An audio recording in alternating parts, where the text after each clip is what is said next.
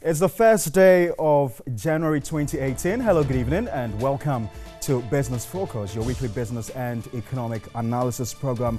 It's exciting and great to be back on your screens. My name is Parkwesi Asari. Good to have you on the show this evening. So, what are we looking at today on the first day of January 2018?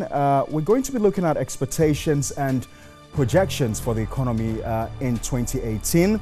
I've got a crack team of economists and experts who will help us to delve deep into the subject. Of course, we'll also do a recap of major happenings in the year 2017. We'll be speaking to Benjamin Amoah. He's a research analyst with First Bank Financial Services. Dr. Lord Mensah is an economist. And of course, Dr. Edu Sarkodie, he is also an economist. He also joined us on the program this evening. You're also free to join us with your views, comments, and suggestions. You can visit our Facebook page or our Twitter page and share posts with us. Let's know what you make of the economy going into 2018 vis-a-vis happenings in 2017. My name is Parkwesi Asari. We'll begin with some major headline stories for the day.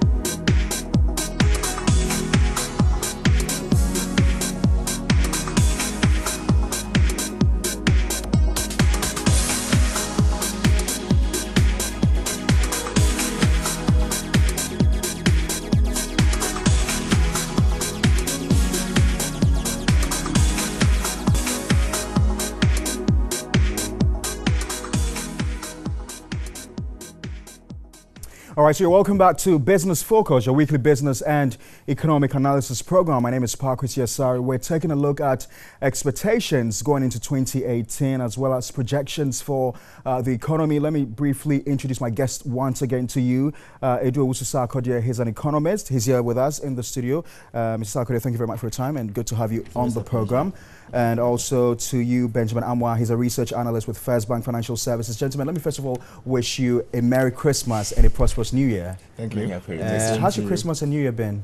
Normal, nothing different. Same old. Spent with family? Yeah, I wanted to go to Kumasi, but I couldn't. Hopefully, God willing, next year I'll go. But I've been living alone. I see. Home alone. Interesting. Interesting. So we're going to delve quickly into the year 2017. Just a bit of a recap into activities into 2017. Now, the year started with lots of optimism among the business community. Investor confidence was extremely high due to government's policies of tax cuts and an economy based on production. Now, we take a look at some major issues that made headlines in the world of business. 2017 saw the finance minister appearing thrice before Parliament to present the economic policies of the government. The first was on March 2 when he presented the NPP-led administration's first budget statement. This was followed by a media review on July 31. The 2017 budget and the review were based on tax cuts and improving revenue mobilization. The third budget reading this year was for 2018. Government proposed between 11 and 21% electricity tariffs cuts in the 2018 budget that was presented to Parliament on November 15. Nevertheless, the downward adjustment in electricity tariffs will need the approval of the Public Utilities and Regulatory Commission (PURC) as prescribed by the law. As a further commitment to creating a supportive ecosystem for young Ghanaian entrepreneurs of age 35 years and below who start their own businesses, government will, through the National Entrepreneurship and Innovation Plan, grant tax holidays based on the number of persons employed by a startup or early stage business. A preferential tax rate of between 3 to 5 years will be granted after the tax holiday. They will also be allowed to carry forward losses for 5 years. In 2018, government has targeted to hire 100,000 graduates under a new program aimed at addressing livelihood empowerment and graduate unemployment. The focus is to help in solving public service delivery in the health, education, agriculture, and sanitation sectors, as well as drive revenue mobilization and collection.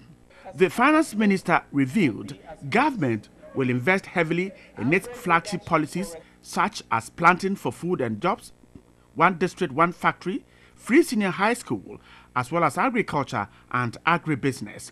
The budget is targeting GDP of 6.8% and end of 2018 inflation target of 8.9%.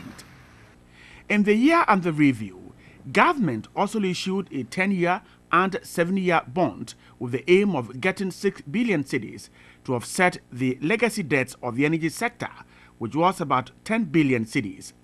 However, a total of 4.69 billion cedis was realized even after a 7-day extension period.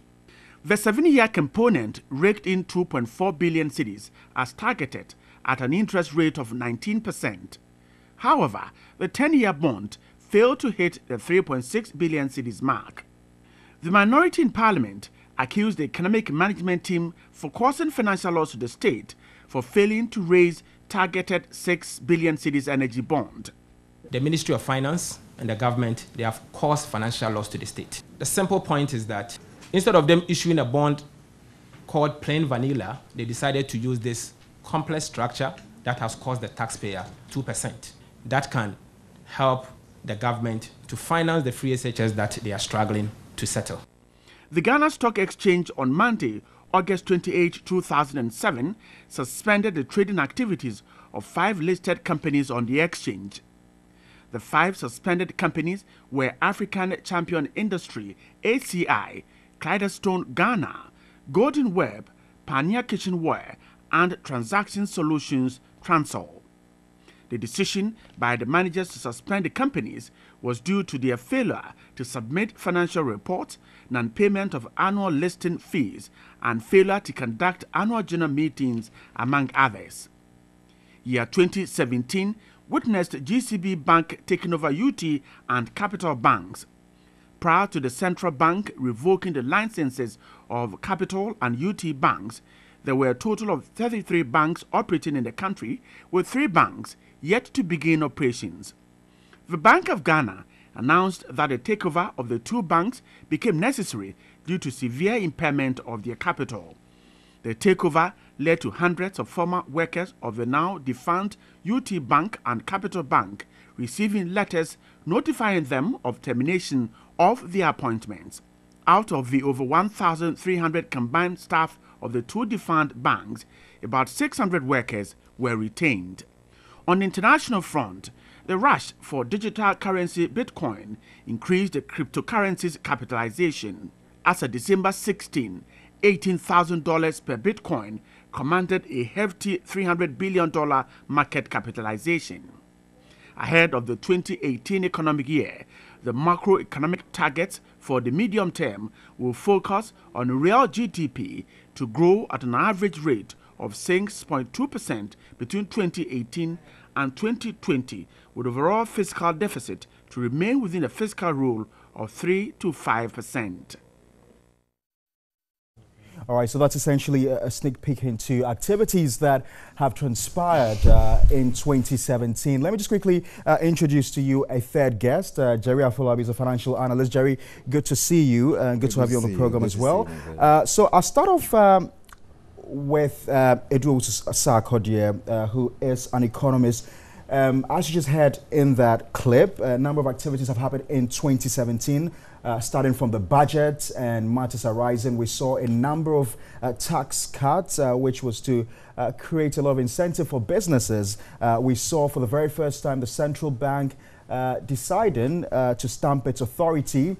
And when it did that, we saw UT Bank and Capital Bank, two banks that suffered a collapse and were taken over by the by GCB. And then also we saw the merger between Tigo and Airtel Ghana on the stock exchange as well.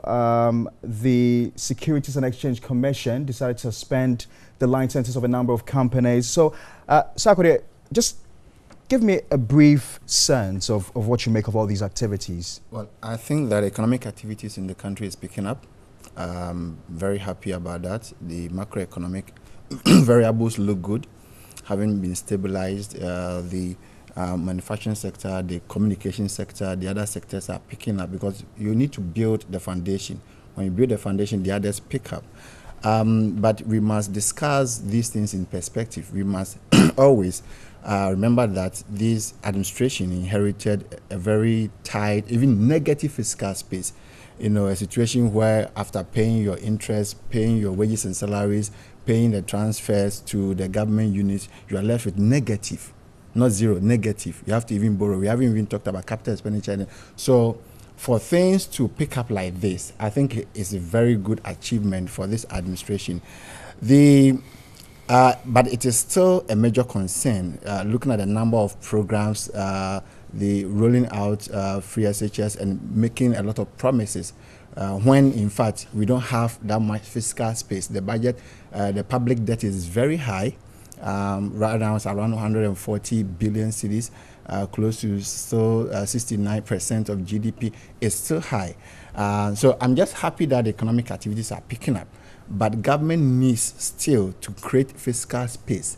And when that fiscal space is created, government can spend more. Remember that the rec sector, before we started the program, we were talking about the economic growth rate, and I asked my brother, I need the figures for the rare sector growth rate. Because the rare sector, I'm not interested in the oil. Non-oil. For me, the oil has failed us, so I'm not interested in the oil. The rare sector is where the real business is. And that is where we can generate a lot of employment. That is where government can get its tax from.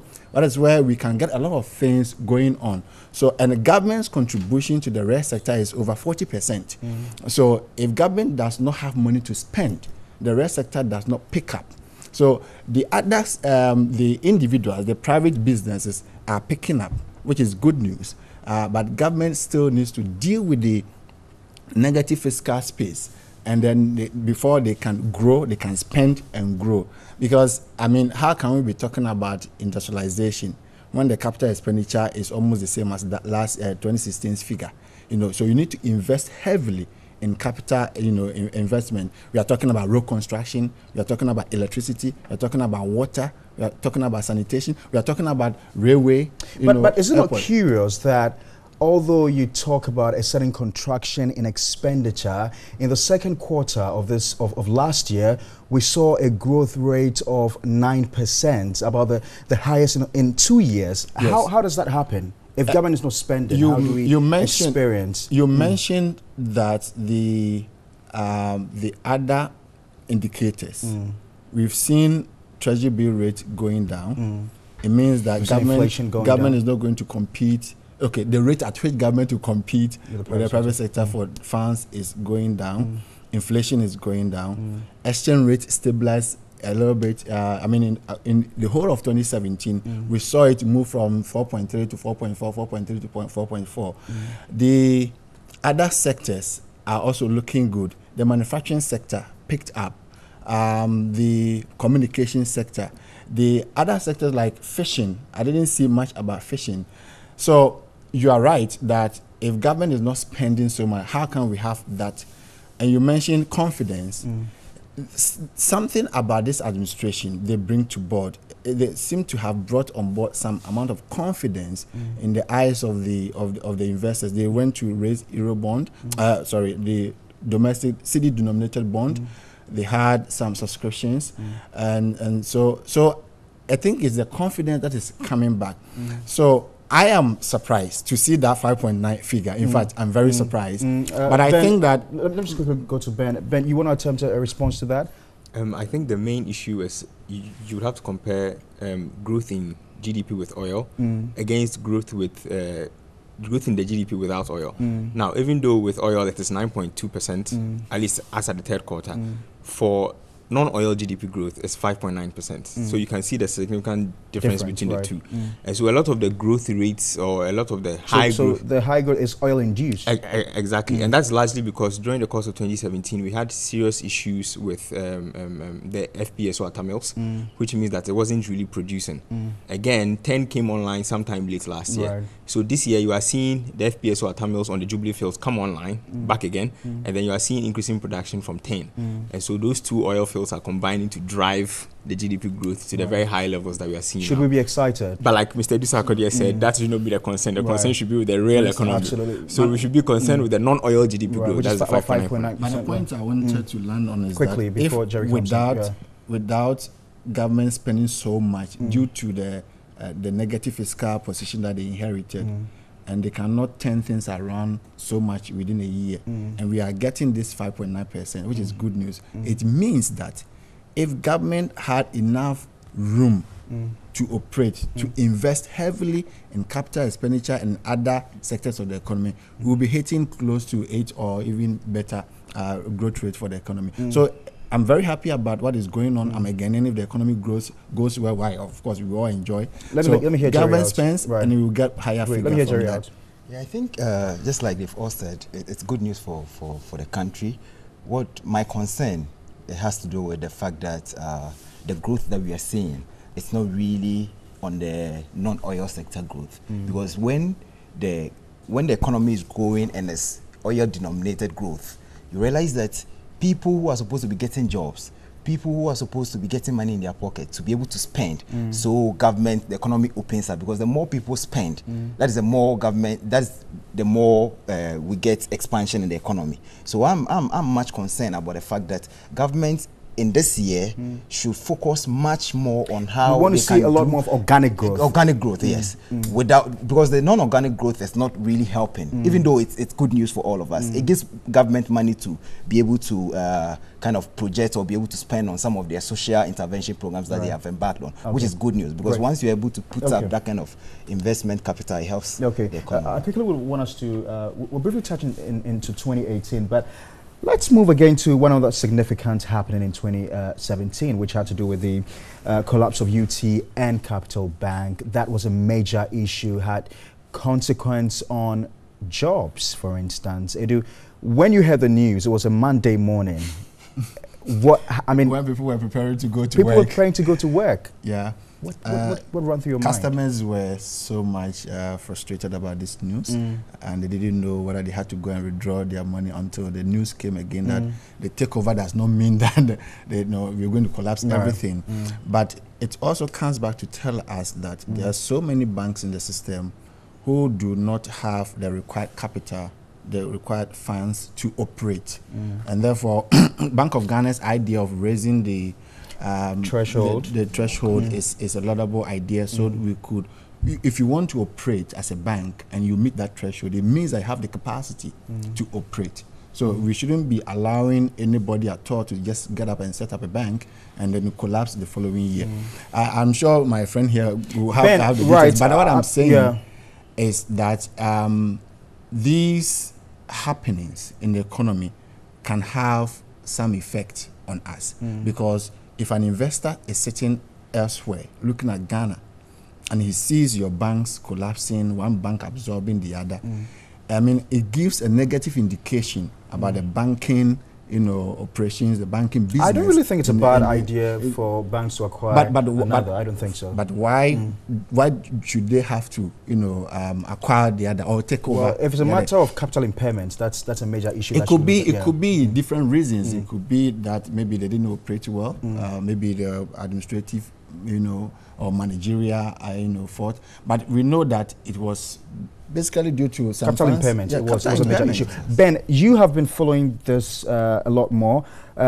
Have they agreed on a figure now? The central bank, 300 million, 400 million. What's it? What's the figure for the capitalization? Oh, it's 400 million. 400 million. And it's supposed to have been sufficed or to have been reached by December 2018. Yeah.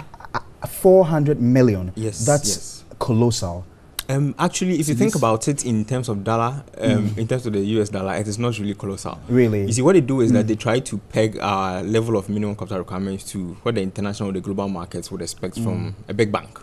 So what happens is, if you look at the last time they did this in 2012, and the CD dollar rate at that time when it was around 2 cedis, and if you're comparing it to now, it's not so different from that time. It actually is quite a very marginal increase. But you and but I in know, CD term, obviously, then it's a very huge amount. So I think the advantage. I've been listening to certain parrots over the last few days, parroting to my ears, and I understand there's some difficulty with some of the banks. Oh, obviously, it was going to be obvious. Now you can imagine if somebody got their license earlier on in 2017 and had managed to bring up 120 million, or had suffered over 2 or 3 years to reach that amount of money, and you're asking him, that bank, to bring a 400 million, by December 2018. That's obviously going to be a challenge for them. But I think the issue here is that the central bank has a reason for doing this. Actually, this was long delayed. We were expecting this to have happened in 2016. I don't know why it's elapsed, during the election period and all that. It was overdue. We did maybe underestimate the amount a little, but then 400 million is still reasonable. The truth is that we need big banks. And I've heard people complain about the number of banks in Ghana and saying that 32 or 34 is too many. Yeah. My issue is not really with the number of banks in the country. If you have 34 big banks, it's good. It's not the number of banks you have a problem with, it's the size of those banks. And there are some of them that are huge and that can run some of these deals that you are looking at. And so you look at the likes of Ecobank, Ghana Commercial Bank. But then there are several of them that are too small to be able to handle even a single deal because of single obligor limits. And so we need some of these big banks. The Bank of Ghana is in the right direction. I have heard issues about people saying that they should treat the foreign banks differently from the domestic banks. It's not true, please. Let's not condone that kind of behavior. These banks are normally doing almost the same business. All of them are normally doing almost the same business. It's commercial lending, it's business lending. They need to run. Therefore, some have bigger backing from elsewhere. Exactly. But you see, the problem here is that what are you going to do about it? Then we shouldn't even have allowed them into our banking space in the first place. But now that they are playing in here, we can't treat them differently from the way we treat the local banks. And mind you that these two banks that collapsed in July 2017 were both local banks. Right. Are we going to treat them with kid gloves so that they keep collapsing over time? So, same level playing field. Exactly. And I think the Bank of Ghana or the governor the head of financial stability has come out to say that, okay, if you feel that the 400 million is a bit too much for you, you can come back down again. And that is why there are limits to various levels or tiers within the banking space. If you feel that 400 million is too much for you, you can fall back down to a savings and loans level. And I think that has been the argument. Some of them have always said that, we are dealing with the small SMEs in Ghana. If you're dealing with SMEs, you shouldn't actually be a bank. It shouldn't be a bank. You should actually be a savings and loans company. So if you feel that is your space, then you shouldn't have gotten a banking license in the first place. It's more appropriate for you to fall back down. I mean, there's certain consensus amongst all of us that the central bank is on the right path. We need to do better. That somebody told me that the top 10 ranked banks in Africa, there's no Ghanaian bank in it. No. You can No. Which bank? There is no Ghanaian bank in there. Oh, okay. I thought you were going to say that I was. Jerry, No, you're right. right. You're right. I'm right. No, top 10 banks in Africa, no Ghanaian bank. Right. Let me hear Jerry. And that's a shame. Yeah, I think for me, I'm happy about what happened. What it means is that it gives the banking space some credibility, and it restores the confidence in the banking space, because it sends a signal to the international world that we are not joking here. We are serious about the banking business, because every economy's backbone relies on its banks. And so if you have big banks that can take on big transactions and all that, and with the intention of this new government looking at industrialization and kind of pushing more bigger deals and all that, then you need big banks with big size in terms of capital space to be able to accommodate and be able to do some of those big ticket transactions, which is important for us.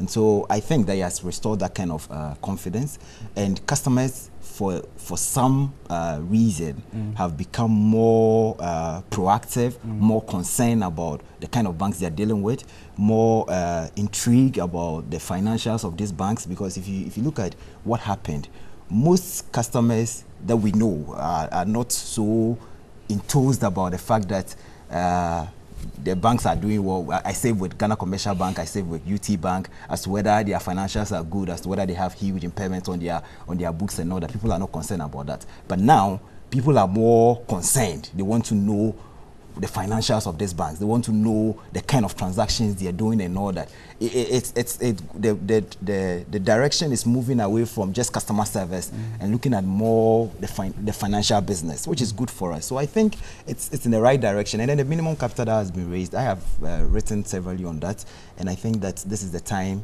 for us to do that. It's going to send that kind of signal to the international world. People who are interested in coming to do business here would be confident, because when you're bringing a multi-billion-dollar transaction, you know that there are banks in Ghana that can handle it. You understand? And not relying on foreign banks. For instance, governments can confidently rely on these banks when it comes to the cocoa syndicated loans and all that. For us, not running to the international world all the time for funds. So I think it's in the right direction for us, and we need to be happy about it. It's just that the last thing I want to just talk about is just that the banking, the local banks, so to say, need to be more concerned about their corporate governance issues. Because if you look at these two banks that collapsed, the issue has to do with corporate governance and the compliance to it. And so I think that going forward, all the banks in the country should be more concerned about the corporate governance issues. All right. So you're still watching Business Focus, your weekly business and economic analysis program, live here on TV3. When we return, we'll be looking at the yardstick for measuring the macroeconomy, issues of inflation, interest rates, and what have you. How has that impacted on the performance of the economy? And of course, one major issue government has been battling with since it took office in 2017. The debt issue, the debt to GDP ratio. Government said it inherited about over 70% debt to GDP ratio, hoping to bring it down to some 60 or so percent. When we return, we'll take a look at all these issues. You're still on TV3.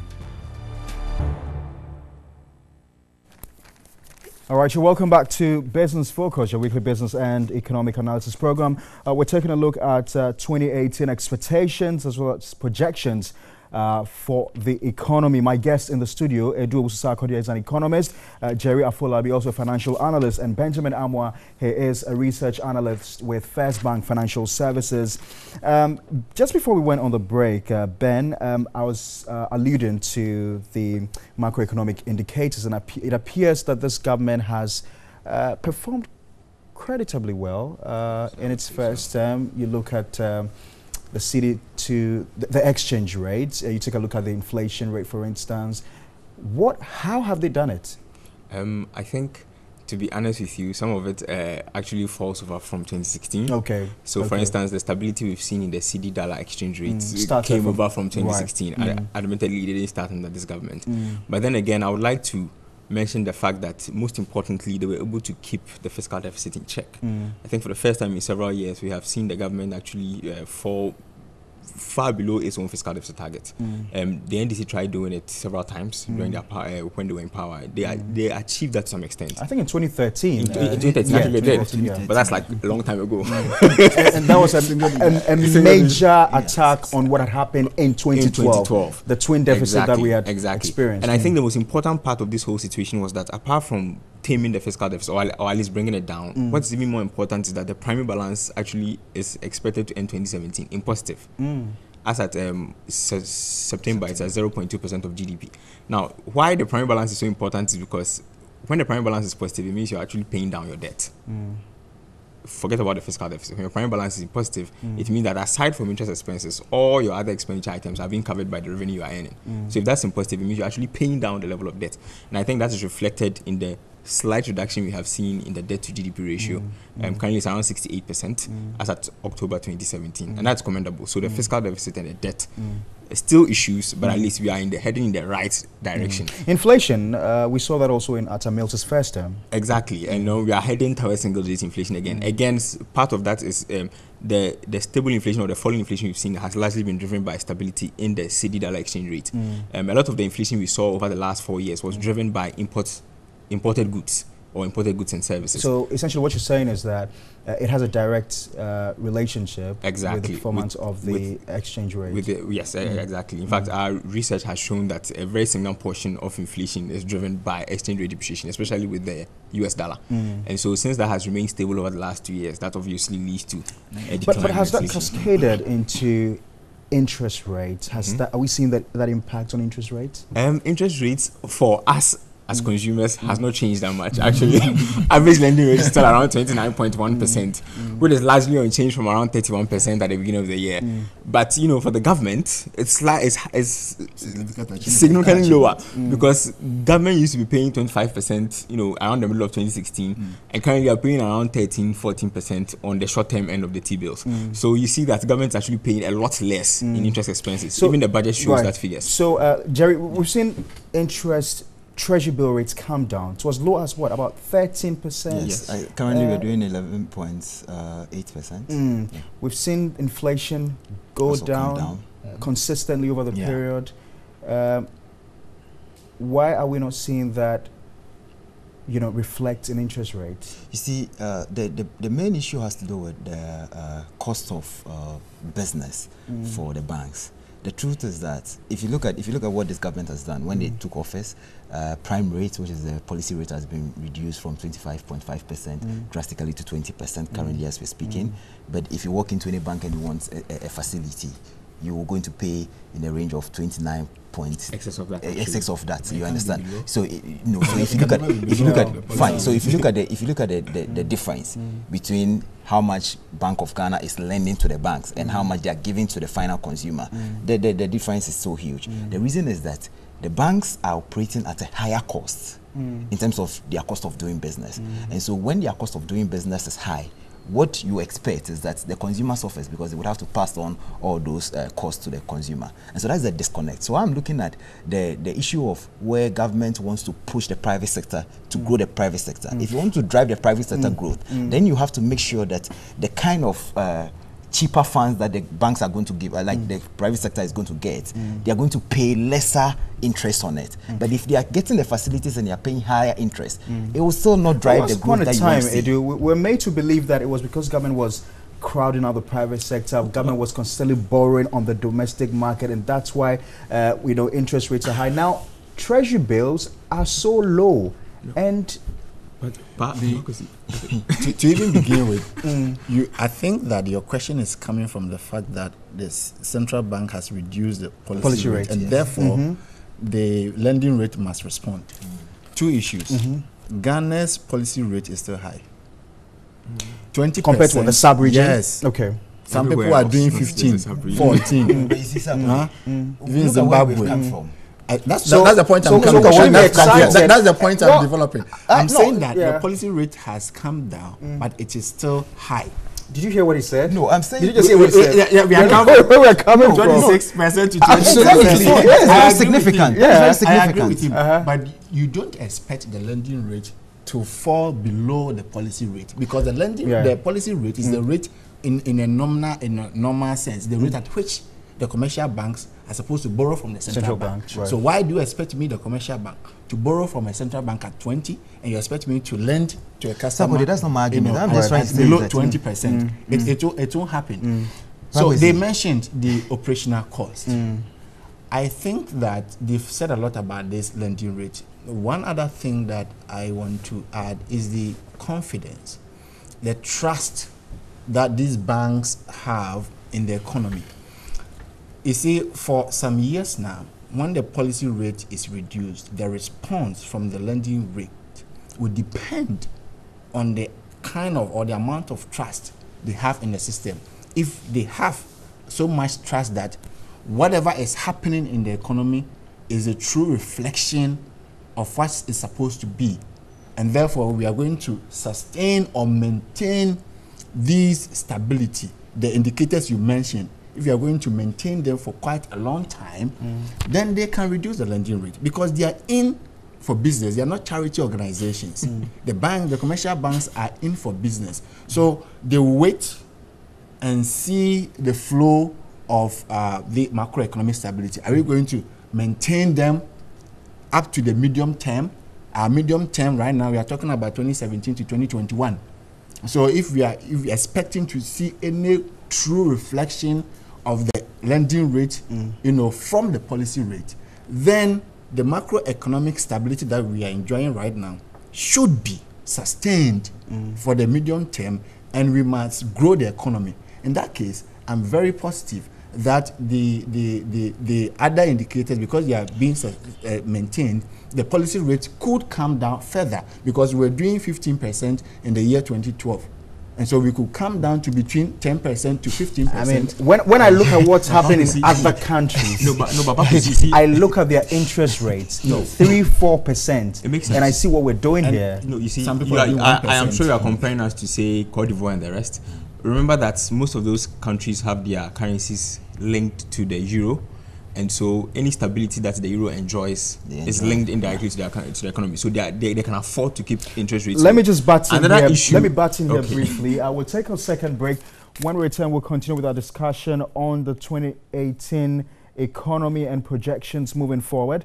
My name is Park. So you're watching Business Focus.